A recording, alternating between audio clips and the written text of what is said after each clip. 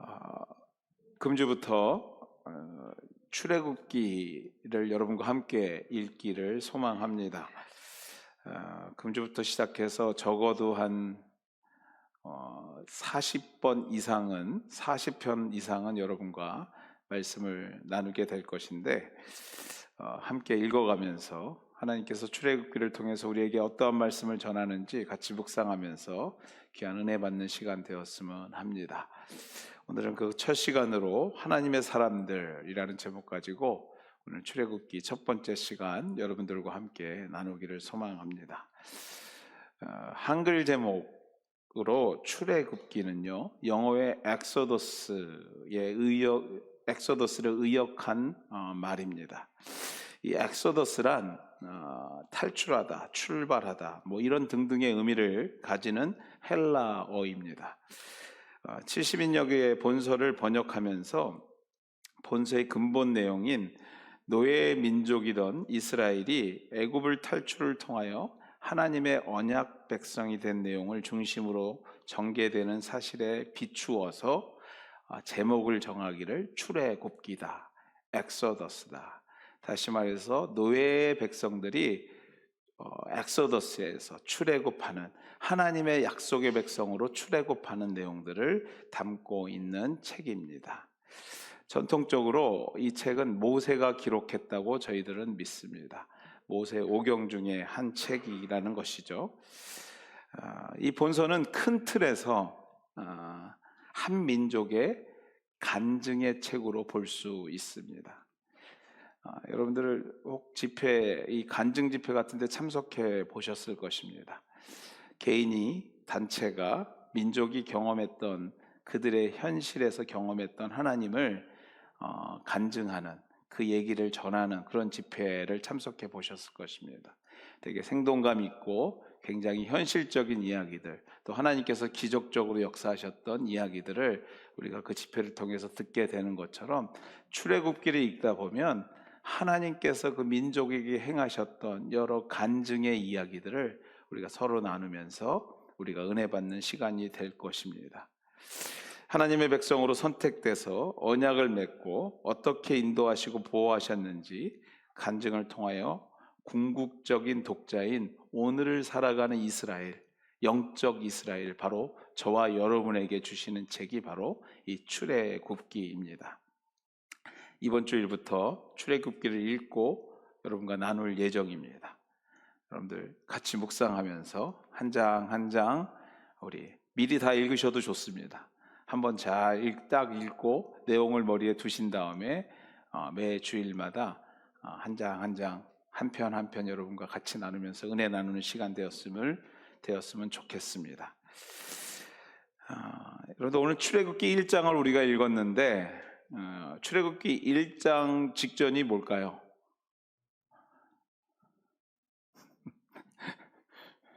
그 전 페이지겠죠. 창세기 50장입니다. 출애굽기 1장과 창세기 50장 사이에 얼마의 시간이 있을까요? 저는 1초도 걸리지 않습니다. 넘기면 바로 창세기 50장에서 출애굽기 1장으로 바로 넘어가게 되는데, 역사적으로 보면 출애굽기 1장과 창세기 마지막 장인 50장 사이에는 400년이라는 긴 시간이 존재합니다. 아브라함의 아들 이삭, 그의 아들 야곱, 그리고 요셉으로 이어지는 역사 속에서 야곱의 가족이 5절 말씀입니다. 한번 같이 읽겠습니다. 오늘 본문 말씀 5절입니다. 같이 읽겠습니다. 야곱의 허리에서 나온 사람이 모두 70이요 요셉은 애굽에 있었더라. 야곱의 가족이 70명이었는데 이 70명이 애굽으로 이주하여서 고센 땅에 정착하게 됩니다. 그 후 출애굽기 12장 37절 말씀 밑에 있는데 같이 읽도록 하겠습니다. 이스라엘 자손이 람셋을 떠나서 숫곳에 이르니 유아 외에 보행하는 장정이 60만 가량이요. 이스라엘 자손이 람셋을 떠나서 숫곳으로 이르러서 유아와 여인들을 빼고 보행하는 장정만 얼마였다고요? 60만 가량이 됐다고 합니다. 여러분들, 이 보행한다라는 의미는요, 그냥 걸어가는 것을 얘기하는 것이 아니에요. 이 보행한다는 의미 속에는 무슨 의미가 담겨져 있냐면, 당장 전쟁이 났을 때 나가서 싸울 수 있는 청년들을 얘기하는 겁니다. 칼을 들고 당장에 즉시 전력으로 사용할 수 있는 사람들이 바로 60만이었다라는 것이죠. 이 60만의 의미에는 또 이런 내용이 담겨 있습니다. 그러면 60만만 있었던 건가? 아니죠. 앞에서도 설명하고 있죠. 여인들과 유아, 노인들을 다 포함해 보면은 이스라엘 백성들이 적어도 200만 이상은 되었을 거라고 우리가 추측하게 되는 것입니다. 70명이 얼마가 됐죠? 200만이 된 겁니다. 70명이 우리 오늘 5절 말씀처럼 야곱의 가족, 야곱의 허리에서 나온 가족의 70명이 200만의 백성이 된 것입니다. 단순히 숫자만 놓고 보아도 번성 중에 번성이요, 부흥 중에 부흥인 것이죠. 그렇습니다, 여러분들. 하나님의 사람들에게는 부흥이 있습니다. 하나님의 사람들에게는요, 세상이 예상할 수 없고 기대하지 못하는 순간에도 하나님을 믿고 의지하는 자들에게는 부흥을 주시고 번성케 하는 역사가 있는 줄 믿습니다. 어찌 알았겠어요, 여러분들? 70명이 내려갔을 때는요, 여러분들 뒤에서도 설명드리겠지만 70명이 내려갔을 때 먹을 것이 없어서 그들이 땅을 피해서 내려갔던 사람들입니다. 그 사람들이 오늘날 200만이 될지 누가 알았겠습니까? 하나님의 백성에게는 부흥이 있는 줄 믿습니다. 그러므로 여러분들, 믿음을 가지고 하나님의 뜻대로 살고자 하는 자들이 번성을, 부흥을 꿈꾸는 것은 아주 당연하며 자연스러운 일입니다. 사랑하는 우리 KW, 우리 가족 여러분, 우리의 인생 가운데 하나님의 백성, 이스라엘이 경험하고 있는 번성과 부흥이 함께 하시기를 주의 이름으로 축원해 드립니다. 여러분이 하나님의 사람들이라면 오늘 번성할 자격들이 있는 것이에요. 부흥할 자격들이 있는 것입니다. 하나님의 사람들에게 주시는 복이 번성이요, 부흥이요, 우리가 상상할 수 없는 곳에서 하나님께서 일으키시는 은혜라는 것이죠. 또 이번 출애굽기를 함께 읽음을 통해서 각 개인과 가정, 그리고 섬기는 기업 위에 하나님의 부흥의 역사가 함께 하시기를 주의 이름으로 축원해 드립니다. 여러분들, 그냥 말씀을 읽지 말고 우리가 꿈꾸면서 말씀을 읽었으면 좋겠어요. 지금 우리의 어려운 형편, 아니 우리의 꿈, 우리의 소망을 우리 말씀과 함께 하나님께 드려보자라는 것이죠. 우리가 생각하지도 못했던 그 부분에서, 그분을 통해서, 그 공간을 통해서, 하나님의 몸된 교회를 통해서 하나님께서는 여러분을 분명히 번성케 하시고 부흥케 하실 줄 믿습니다. 마치 이스라엘이 꿈꾸지 못했던 번성과 부흥을 누렸던 것처럼 말입니다. 이러한 부흥과 함께 우리가 또 한 가지 기억해야 될 것이 있습니다. 하나님의 백성에게는 부흥이 있다, 우리가 마음에 품었다면 그것과 함께 한 가지 잊지 않고 생각해야 될 것이 이스라엘 역사 속에 부흥만 있었냐 하는 것입니다. 번성만 있었는가 하는 것입니다. 애굽에 내려와 400년이 지난 현재 200만이라는 부흥의 역사가 있었지만, 그 이전의 이스라엘은요, 앞서도 말씀드렸지만 가나안 땅을 버리고 애굽으로 이주를 할 수밖에 없었습니다. 왜 그렇습니까, 여러분들? 그 땅에서 살 수가 없었어요. 그 땅이 어떤 땅입니까, 여러분들? 하나님이 약속으로 주신 가나안이었어요. 근데 그 땅에서 살 수 없었습니다. 왜냐하면 극심한 가뭄으로 인해서 먹을 것이 없었어요. 이런 말이죠. 당장에 먹고 죽을 것도 없다. 그 말이 딱 그들에게 해당되는 말입니다. 얼마나 어려웠으면요, 고향 땅을 버리고, 아니 하나님께서 약속하신 땅을 버리고 이민을 결정할 정도로, 국경을 넘어 다른 나라 이방 땅으로 갈 정도로 어려웠던 것이에요.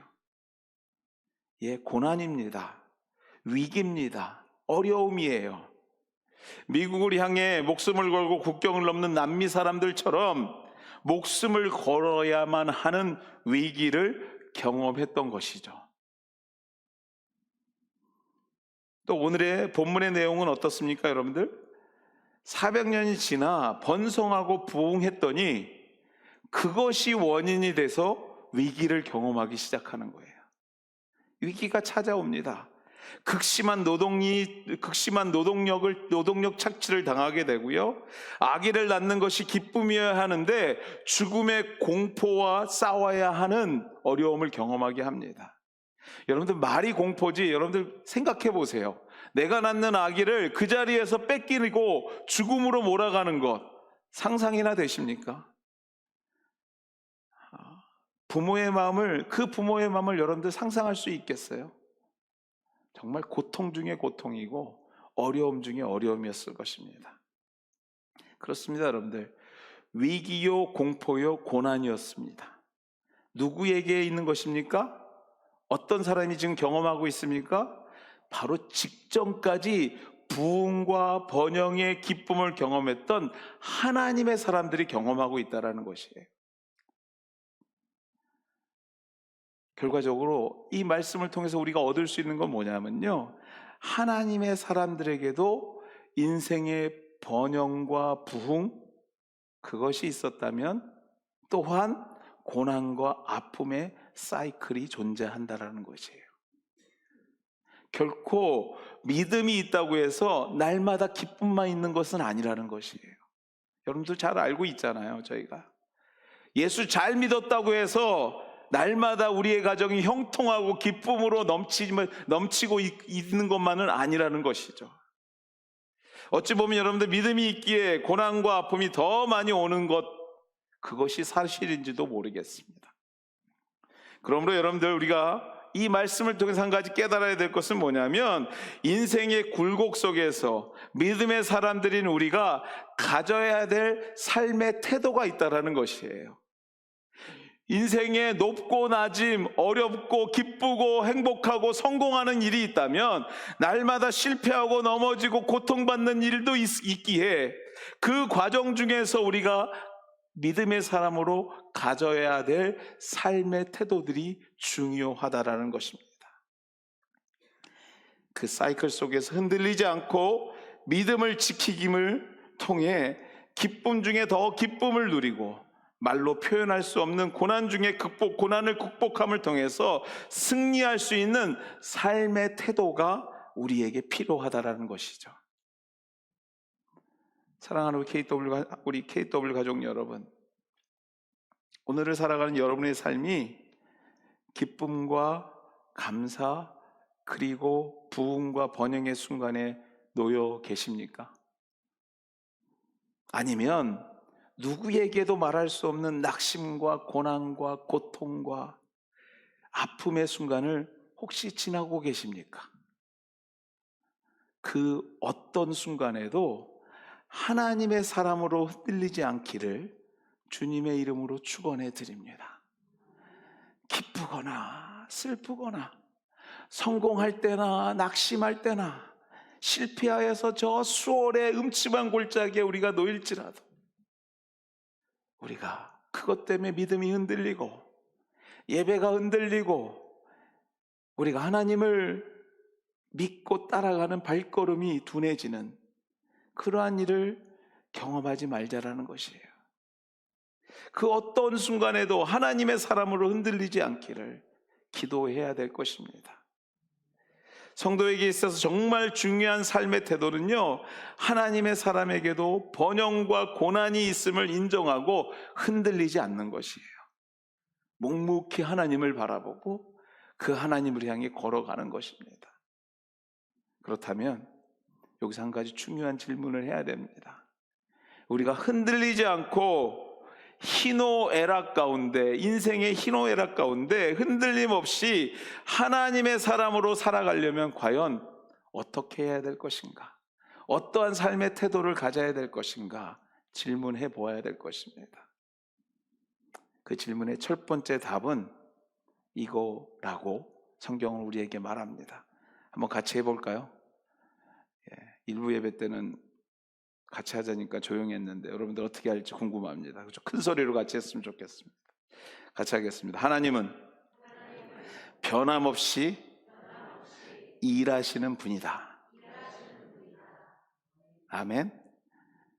우리가 흔들림 없이 주님을 바라보고 나아가기 위해서 첫 번째로 가져야 될 삶의 태도는요, 삶의 태도와 기억해야 될 것은 하나님은 변함없이 일하시는 분이라는 것이에요.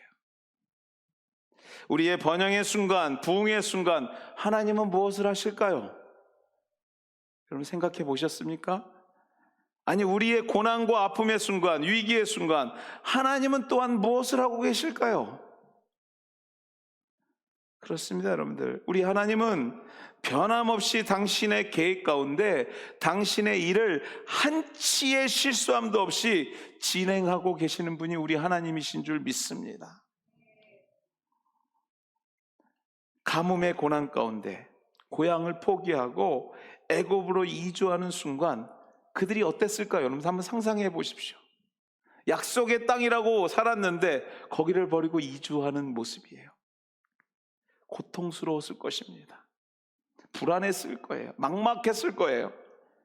하나님이 살아계시다면 어떻게 이러한 일을 우리가 경험할 수 있을까 했을 것입니다. 애굽으로 내려와 자신들의 손으로 판 형제 자신들을 이 땅에 그가 자신들을 이 땅에 불렀고, 그가 더 이상 동생 요셉이 아닌 이 나라를 책임지고 있는 총리 대신이요, 자신들의 목숨을 쥐고 있는, 당장이라도 죽일 수 있는 권력자라는 것을 알게 되는 순간 요셉의 형제들은 어땠을까요, 여러분들? 정말 두려웠을 것이에요. 어찌 영화에서나 나올 것 같은 일이 우리 형제들에게 이러한 일이 벌어졌을까? 올 것이 왔구나, 이제 끝이구나 생각했을 것입니다. 그런데 여러분들, 이 순간 이 일의 모든 중심에 있는 요셉의 고백이 우리를 주목하게 만듭니다. 한번 같이 읽어보기를 소망합니다. 창세기 45장 4절에서 8절까지 말씀입니다. 같이 한번 큰 소리를 같이 읽겠습니다.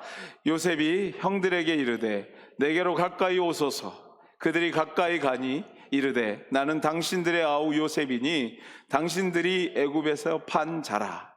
당신들이 나를 이곳에 팔았다고 해서 근심하지 마소서. 한탄하지 마소서.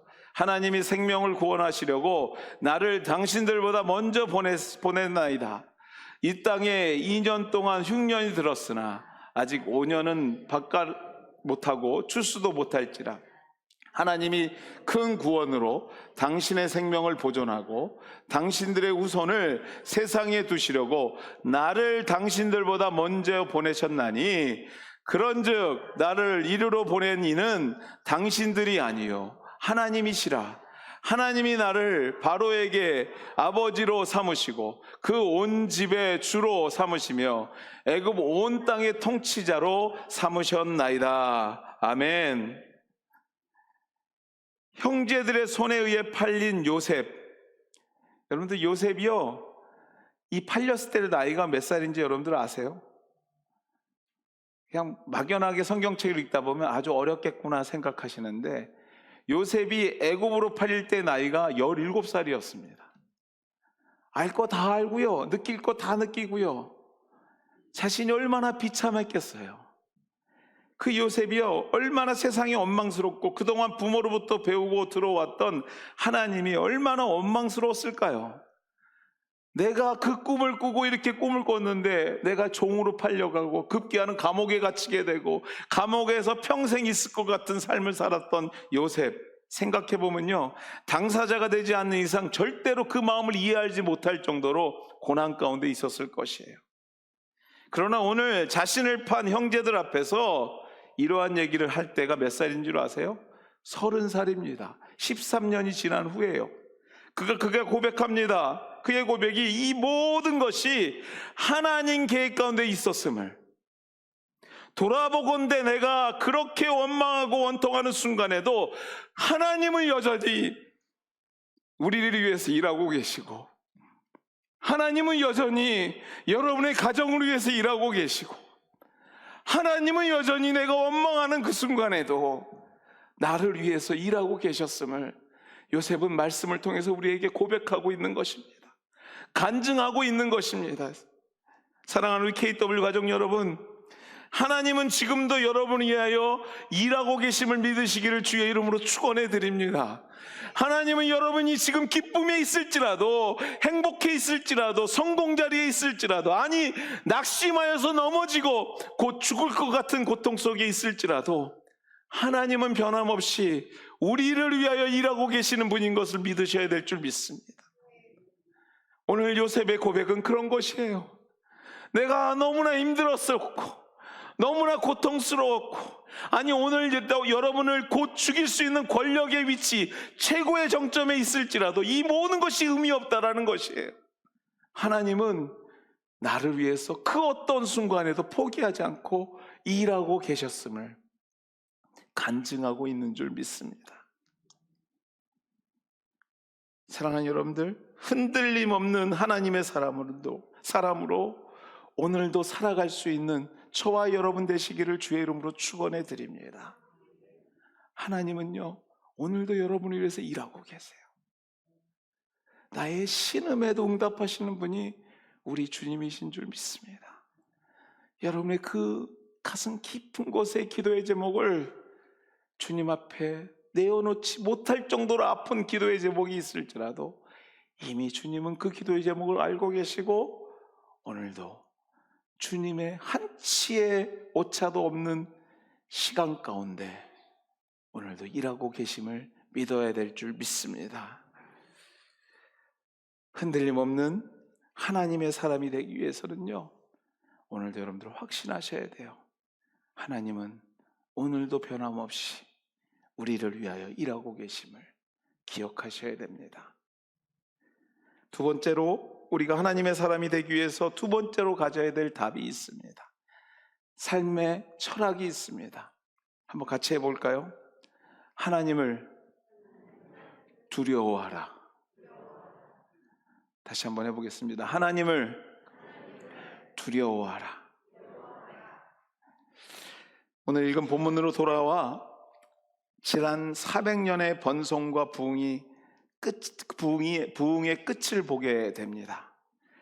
더 이상 이스라엘 민족이요 200만으로 번성한 것이 복이 아니라 이제 고난으로 변환되기 시작해요. 엄청난 부흥이었는데 그것이 고난으로 변화되기 시작하는 것입니다. 8절 말씀입니다. 같이 읽겠습니다. 8절을 주십시오. 같이 읽겠습니다. 요셉을 알지 못하는 새 왕이 일어나 애굽을 다스리더니. 더 이상 요셉을 알고 기억하던 사람이 없어지고요, 이제는 새로운 권력에 의해서 그 권력에 탄압을 받고 노예 취급을 당하기 시작합니다. 아니, 취급을 당하는 순간으로 변화되기 시작하는 거죠. 고난이요 아픔인 것이고 위기인 것이죠. 그들을 더욱 조여옵니다. 11절 12절 말씀입니다. 같이 한번 읽겠습니다. 같이 읽겠습니다. 감독들을 그들 위에 세우고 그들에게 무거운 짐을 지워 괴롭게 하여 그들에게 바로를 위하여 국고성 비둠과 라암셋을 건축하게 하니라. 그러나 학대를 받을수록 더욱 번성하여 퍼져가니 애굽 사람이 이스라엘 자손으로 말미암아 근심하여. 이스라엘이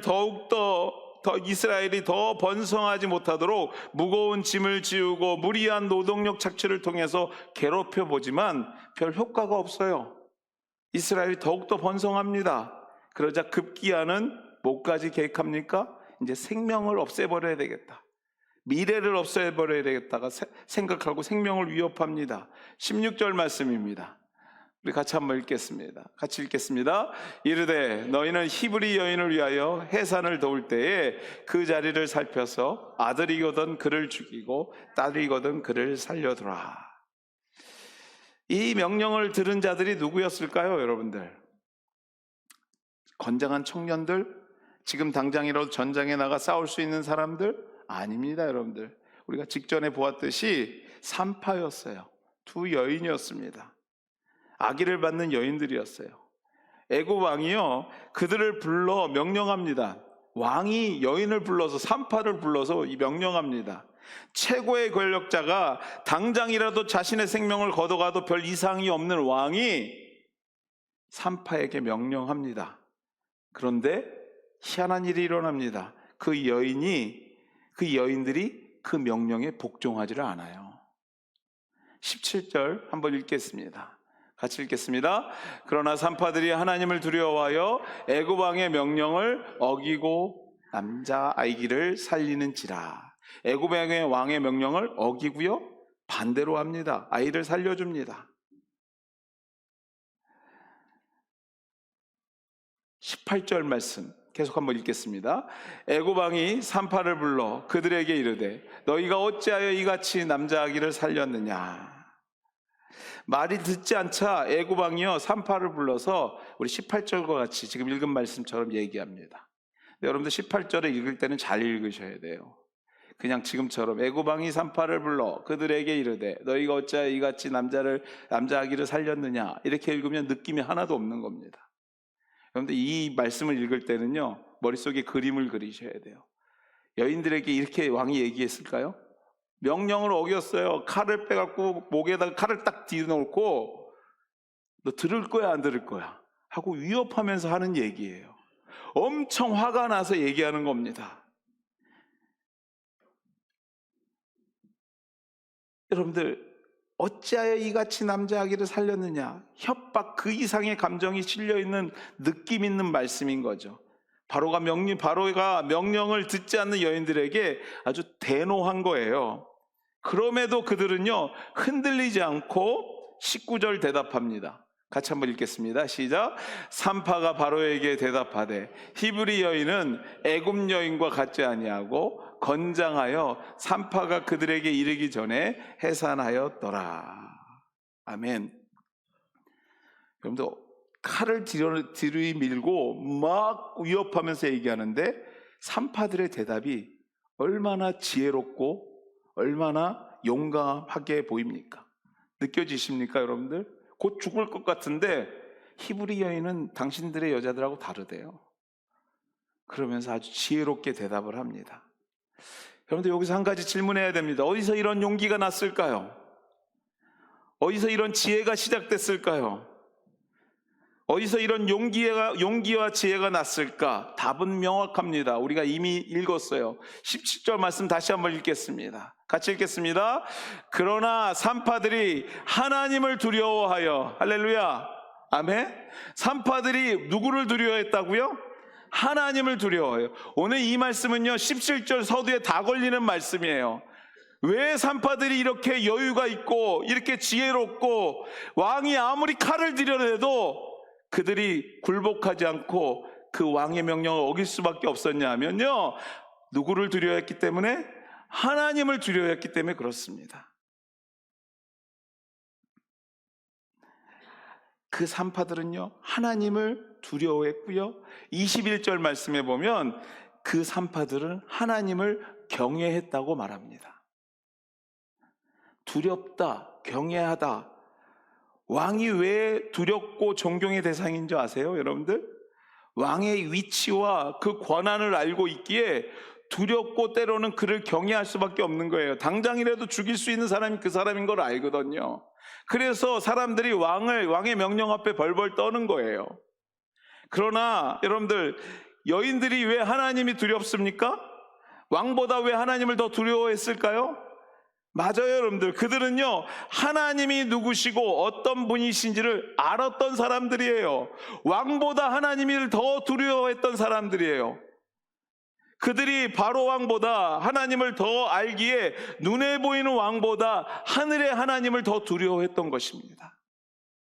그것이 바로 산파들의 진정한 두려움의 실체였어요. 하나님을 그 무엇보다도 깊이 아는 것, 그것으로부터 시작된 두려움, 그 두려움이 만들어내는 믿음과 용기, 연약한 산파들이 강인해질 수 있었던 분명한 이유가 여기에 있던 것입니다. 맞습니다, 여러분들. 오늘을 살아가는 우리가요, 혹시 하나님보다 더 두렵고 경외하는 것이 여러분 가운데 있다면 그 대상이 되는 것을 하나님보다 더 많이 알고 묵상하고 있다라는 반증일 것입니다. 여러분들이 큰 일을 앞에 두고 고난 앞에서 가장 먼저 생각나는 것이 하나님이 아니고 그 무엇이라면 여러분의 삶 가운데서요, 날마다 묵상하는 것이 그걸 거예요. 한번 제가 맞춰볼까요? 물질이요? 제가 한번 맞춰볼까요? 병마요? 제가 한번 맞춰볼까요? 권력이요? 그것을 해결할 수 있는 그 누구를 생각할 것입니다. 그 이야기는 거꾸로 여러분들이 진정으로 두려워해야 될 하나님은 잊어버리고 있고요, 내 마음에서 항상 그것을 묵상하고 있다라는 반증이라는 것이에요. 여인들은 하나님을 깊이 알았기에 애굽의 왕이 아닌 하늘의 하나님을 두려워하고 경외했던 것입니다. 믿었던 것이에요. 좀 더 솔직히 말하면요, 누가 더 위대하고 우리의 인생을 책임질 뿐인지 그들은 확실히 알았어요. 그렇기 때문에 칼이 두렵지 않았던 것입니다. 사랑하는 KW 가족 여러분, 우리들의 인생 가운데 위기가 없으면 참 좋겠죠. 어려움이 없으면 참 좋겠죠. 날마다 행복하면 참 좋겠죠. 아니잖아요, 여러분들. 솔직히 말해서 당장에 내일부터 시작되는 일주일이 너무 힘들잖아요. 그리고 고통 가운데 있잖아요. 여러분들, 그 고통 가운데서 여러분들이 가장 먼저 생각하는 분이, 생각하는 것이 누굽니까? 무엇입니까? 어떤 사람입니까? 사랑하는 여러분들, 그 위기의 순간, 위기를 두려워하는 것이 아니라, 물질을, 사람을, 권력을 두려워하고 알아가기를 원하는 것이 아니라 살아계신 하나님을 더 깊이 알아 하나님을 두려워하는 하나님의 사람들이 되시기를 주의 이름으로 축원해 드립니다. 하나님의 사람들은요, 하나님이 두려워해야 돼요. 그래야지 인생에 성공할 수 있습니다. 여러분들이 믿음을 갖고 산다라는 것은요, 물질을 두려워하는 사람들이 아니에요. 그 사람, 그 권력의 사람이 필요한 사람들이 아니에요. 여러분들, 그 병마 앞에서 날마다 쓰러지고 고통하는 사람들이 아닙니다. 이 온 세상의 주인 되시는 하나님을 두려워하는 사람들입니다. 그 하나님을 묵상하는 사람들이고, 그 하나님으로 인하여 오늘도 승리하기를 소망하는 사람들인 줄 믿습니다. 위기의 순간, 간절한 소망의 순간, 우리의 삶 가운데 하나님이 기억되는 우리 KW 공동체 되기를 주의 이름으로 축원해 드립니다. 하나님이 이 순간에도 절대로 나를 포기하지 않으시며, 오늘 이 위기의 주인이 그 물질이 아닌, 그 병마가 아닌, 그 권력이 아닌, 그 사람이 아닌 하나님이 사랑하는 자녀인 나를 성장시키시고 성숙시키시기 위하여 경험케 하시는 것임을 믿고요, 이 또한도 하나님의 원대한 계획 가운데 있음을 믿는, 그러므로 하나님을 두려워하는 믿음이 더 굳건해지는 우리 KW 공동체 되기를, 저와 여러분 되기를 주의 이름으로 소망하고 기도합니다. 우리 20절 말씀 함께 읽겠습니다. 같이 읽겠습니다. 하나님이 그 산파들에게 은혜를 베푸시니 그 백성은 번성하고 매우 강해지니라. 아멘. 어떤 사람들에게요? 하나님, 왕이 아닌, 세상의 권력이 아닌 하나님을 두려워했던 그들에게 하나님은 뭘 주세요? 은혜를 베푸시니. 하나님께서 은혜를 주십니다. 그 산파들에게 은혜를 베푸시니 그 백성은 번성하고 강해집니다. 하나님이 베푸시는 은혜를, 극복하시게 하시는 은혜를 경험하는 우리 모두가 되기를 소망하고 축원해 드립니다. 말씀을 맺습니다. 우리는 하나님의 사람들입니다. 할렐루야. 여러분들, 이 한마디로 모든 게 끝나는 거예요. 사실은요. 여러분들, 그 물질의 사람들 아니에요. 여러분들의 그 권력의 사람들 아닙니다. 여러분들은 누구의 사람들이라고요? 하나님의 사람들입니다. 하나님의 사람들이라는 것은요, 고난이 없다는 것이 아닙니다. 날마다 행복하다는 것도 아닙니다. 하나님의 사람들이라는 것은 어떠한 순간에도 하나님이 나를 위해 일하신다는 것을 믿고 그 하나님을 깊이 알아가는 과정을 통해서 하나님을 두려워하고 경외하는 인생을 사는 자들인 것입니다. 금주부터 시작되는 출애굽기를 통해서 진정한 하나님의 사람으로 다시 한번 성장하고 성숙하는 우리 KW 공동체 되기를 주의 이름으로 축원해 드립니다. 같이 한번 이 시간 합심해서 기도하겠습니다.